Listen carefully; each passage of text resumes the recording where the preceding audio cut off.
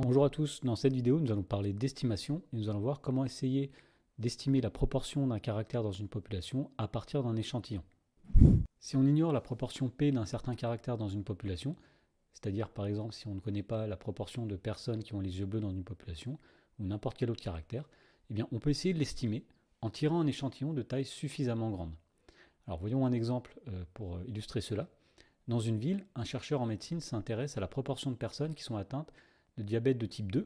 Il fait appel à un institut de sondage qui interroge 1553 personnes, parmi lesquelles 70 se déclarent atteintes de cette maladie.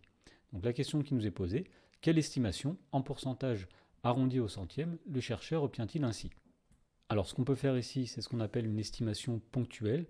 On va simplement regarder dans l'échantillon la fréquence de personnes qui sont atteintes de cette maladie par rapport à la taille totale de l'échantillon, c'est-à-dire 70 sur 1553. Alors on trouve environ 0,0607, soit 6,07%. Et donc on peut estimer que la proportion de personnes atteintes de cette maladie dans la population totale est environ de 6,07%. Voyons un autre exemple d'estimation, plutôt simple. On nous dit, avant un référendum, un gouvernement souhaite estimer la proportion de votants qui répondront favorablement à la question posée. Donc il a réalisé 100 sondages d'opinion auprès de 500 personnes à chaque fois. Voici ci-dessous les 100 fréquences obtenues de personnes favorables. Donc on a un graphique dans lequel chaque point représente un sondage et dans chaque sondage on a regardé la proportion de personnes ou la fréquence de personnes qui sont favorables à la question posée. Alors ce qu'on nous demande ici, c'est d'estimer la proportion de personnes favorables à ce référendum. Donc on va s'aider de tous les sondages qui ont été faits.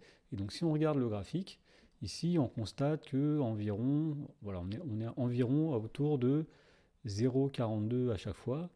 Donc si on trace une droite, disons, qui va être entre guillemets au milieu ou la moyenne de tous ces sondages, on voit qu'on a à peu près 0,42. Donc on peut estimer la proportion de personnes favorables à ce référendum à 0,42, c'est-à-dire 42%. Donc ce qu'on fait ici, c'est simplement une estimation assez basique, mais qui nous permet d'avoir une idée.